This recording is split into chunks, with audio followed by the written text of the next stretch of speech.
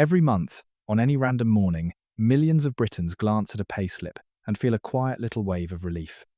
There it is, a deduction, a number sitting right next to the word pension. And in that half second, a story writes itself in your head. The government has got this. Your employer has got this. Your future is handled. You're one of the safe ones. But here's the uncomfortable truth we're unpacking today. That 8% leaving your wage every month isn't a rescue plan, it's an anchor. It's just enough to keep you tethered to the system, and never quite enough to let you walk away from it. In 2026, that little line on your payslip is quietly designing a future you never actually agreed to. Let's start with a word that has been hypnotizing this entire country: minimum. Think about how you use that word anywhere else in your life. The minimum payment on a credit card, the minimum you can get away with at work before someone notices, the minimum effort. Everywhere else, minimum means the floor, the bare bottom, the least you can do without things falling apart. So why, when it comes to the single most important financial decision of your life, do we suddenly treat minimum as the target? Because that's exactly what auto-enrolment is. The 8% floor, 5% from you, 3% from your employer, was never designed by the government to make you wealthy. It was designed to give you a modest retirement, not a comfortable one, not a free one, modest. That's the official language. And modest doesn't stretch far in 2026, not in London, not across the home counties, not anywhere. The real cost of living keeps climbing. Yet most people are aiming their entire 30-year plan at a number the architects themselves labelled the bare minimum to survive. Here's the way to really see it. Relying on your workplace pension is like boarding an automated passenger train. You step on, you find a seat, and the doors close behind you. The destination has already been chosen, the speed has already been set. Not by you, by a committee of strangers you'll never meet, in a room you'll never enter. And it feels wonderful. The train is smooth, it's warm. Everyone else is on board, sipping their coffee, scrolling their phones, completely relaxed. So you relax too. Surely all these people can't be wrong. But in 2026, that train has a default speed. And that default speed only ever pulls into one station. It's called Poverty Line Station. That's the end of the line for the standard passenger. If you want to reach the Independence Summit, the place where your money works, so you don't have to, the train simply doesn't go there, not on its own. To get there, you have to do something almost nobody on that train is willing to do. You have to stand up, walk to the front carriage, and perform a manual override on the controls. The train will take you exactly where the committee decided, unless you take the controls yourself. Now, here's where it gets genuinely dangerous. And this is the part your pension provider will never put in bold letters.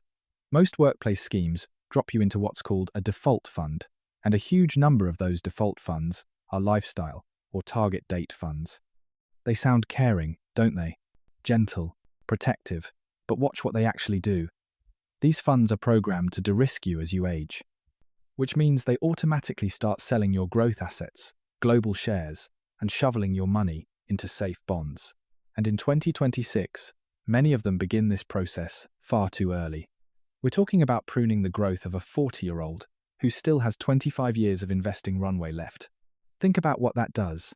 A 40-year-old doesn't need safety. A 40-year-old needs growth. But the fund isn't protecting you, it's protecting itself.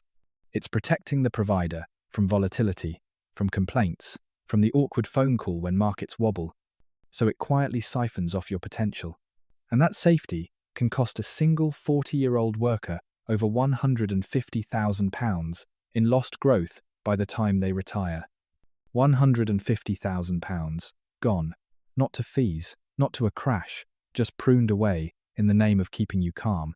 So let's talk about what your workplace pension actually is, because it does have a purpose. It's just not the purpose you think. Your workplace pension is scaffolding, thin metal scaffolding wrapped around the building of your future, and scaffolding is genuinely useful. It's strong enough to keep you off the ground. It gives you a base to stand on. But, and this matters, nobody in their right mind tries to live on scaffolding for 30 years. It's cold, it's narrow, it's exposed.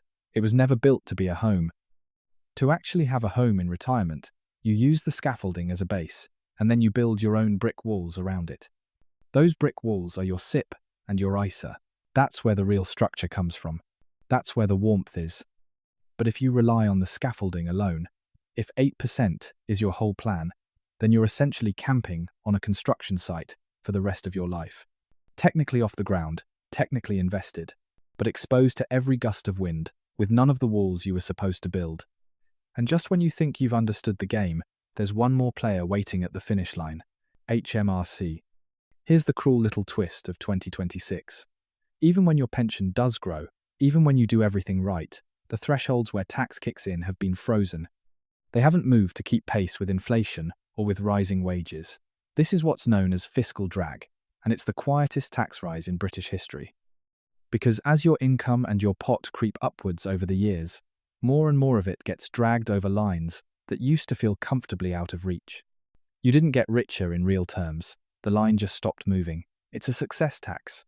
The better you do, the larger the bite HMRC takes on the way out, clawing more through income tax and national insurance than the rules ever promised. You're being taxed, not for being wealthy, but for the illusion of being wealthy. And this is the thought I want you to sit with.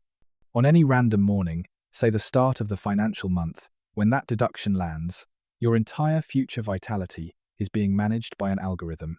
An algorithm inside a default fund that doesn't know your name, it doesn't know your dreams. It doesn't know you wanted to retire early, or help your kids, or finally see the world. It just follows its schedule. And it gets worse when you do the inflation math. Let's say you're aiming for a pension income of £40,000 a year in 2050. Sounds respectable, right? But £40,000 in 2050 will have the purchasing power of roughly £18,000 today. That comfortable number you were quietly banking on has already been cut in half before you've even retired, and the default fund has no idea because it was never designed to care. So how do you take the controls? How do you actually walk to the front of the train? It starts with one move that most people never make. You log in and you switch your investment choice out of the default fund and into a global equity fund. That single change, for a younger worker with decades ahead, undoes a huge chunk of that de-risking siphon. You're telling the machine, no, I want growth, and I understand the ride. Most workplace schemes let you do this in about 5 minutes. Most people never do it at all. Then comes the bigger pivot. Once your workplace pot reaches a meaningful size, and a good line in the sand is around £50,000, that's the moment to consider the SIP pivot. A SIP, a self-invested personal pension, gives you something the workplace scheme never will: the entire market. The workplace scheme offers you a limited menu. A handful of funds, someone else pre-selected. A SIP hands you total control: global index funds, whole sectors, the flexibility to design your own drawdown later on your own terms. You move from ordering off a fixed menu to owning the whole kitchen. Now, one crucial thing: don't throw the scaffolding away. That would be madness. Because there's one part of the workplace scheme that's pure, unfiltered, free money: the employer match. Many employers will match extra contributions above the minimum. If they'll match you up to 6%, then contributing that 6% instead of the bare 5% is an instant, guaranteed return you'll never find anywhere else on earth. And if your employer offers salary sacrifice, you'll save on your NI on top. So the hack is simple: extract every single pound of that match. Take all the free money they're offering, but then take the reins on where it's invested and how the rest of your wealth gets built. You use their generosity without surrendering your future to their default settings. So here's where we land in 2026. Wealth in Britain is no longer a passive outcome. It never really was. But now, the maths has made it undeniable. You can't simply board the train, sit down, and trust the committee to deliver you somewhere warm. Wealth is now a strategic architecture, something you design deliberately, brick by brick. And that's the real shift. True freedom isn't the day your pension pot hits a certain number. It's the day you stop being a subscriber to a scheme someone else designed and finally become the architect of your own time. The train is still moving. The scaffolding is still up. The only question left is this: are you going to camp on it for 30 years, or are you going to build? If this video helped, like and hit subscribe. We'll see you in the next one.